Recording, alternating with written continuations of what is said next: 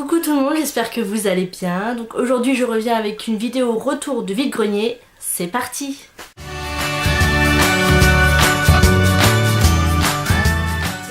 Donc je vais commencer avec des mangas. Mangas que j'ai trouvé sur un stand à 10 centimes l'unité. Je me suis dit autant les prendre pour 1,40 €. Quand on voit qu'en magasin un seul vaut dans les, on va dire, 7 € l'unité. Franchement il n'y a pas photo. Donc il y a les tomes 1 et 2 du manga Que sa volonté soit faite. Donc manga que je ne connais pas du tout. Donc si on lit le premier résumé, donc Kema adore les jeux de drague et est plutôt doué virtuellement, mais dans la réalité il ne fera jamais le premier pas jusqu'à ce qu'il passe un pacte avec une démone. Ensemble, ils doivent capturer les esprits qui ont pris place dans le cœur de jeunes filles. Mais la chasse aux démons n'est pas de tout repos et ils risquent leur vie. Donc un geek qui n'est pas proche des filles et qui, pour la bonne cause on va dire, va devoir gagner le cœur des jeunes filles, à voir comment il va s'y prendre. Bon, on va dire que pour l'instant, je pense qu'il pourrait m'intéresser à voir. Pour continuer, les 3 premiers tomes de, attention l'accent, Kiss of Rose Princess. Voilà, donc les 3 premiers tomes, le tome 1, le tome 2 et le tome 3. Alors la jeune lycéenne Yamamoto Anis perd le collier qui lui servait de porte-bonheur. Alors qu'elle le cherche partout, 4 chevaliers de la rose apparaissent devant elle. En plus, ils ne sont autres que les 4 garçons les plus convoités de l'école.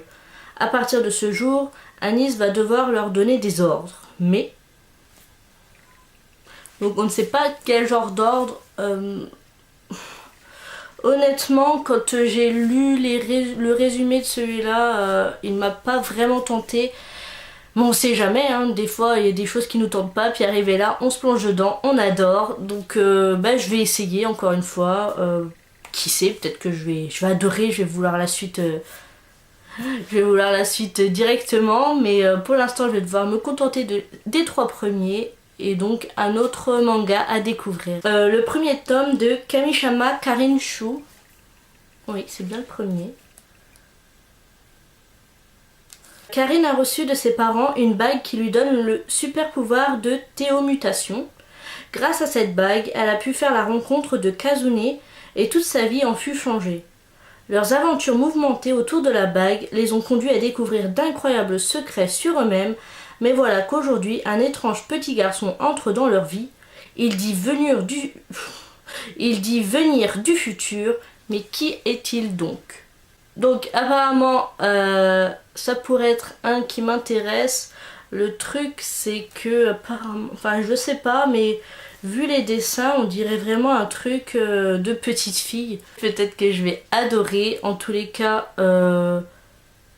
dès qu'il y a un peu de pouvoir surnaturel, tout ça j'adore. Ensuite les 2 premiers tomes de l'Arcane de l'Aube et le tome 2. L'histoire c'est Nakaba, princesse de sang royal, est envoyée au pays ennemi accompagnée de son unique serviteur Loki afin d'épouser leur prince et ainsi garantir la paix entre les 2 royaumes.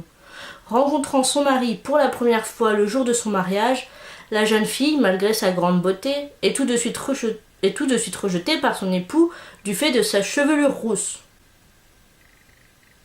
Ah bon. Apanage des gens du peuple alors que les rois se targuent. Ah d'accord. Ok. D'accord. Donc alors que les rois se targuent d'une crinière d'ébène. Dans cet environnement hostile où les intrigues de cour peuvent être fatales, l'étrange pouvoir qui sommeille en Nakaba émerge doucement. Ok, bah pourquoi pas, j'ai envie de dire. Celui-là me tente bien. Pour l'instant, en tout cas, c'est celui qui me tente le plus. Et pour terminer avec les mangas, j'ai 6 tomes de Killary. Le tome 1, le tome 2, le tome 3, le tome 4, le tome 6 et le tome 12. Kirari Tsukishima est une collégienne de 14 ans pleine de vie.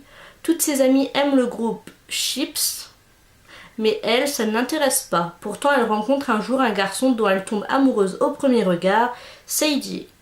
Mais c'est un des membres des Chips. Pour être près de lui, Kirari décide de devenir une idole. Ok.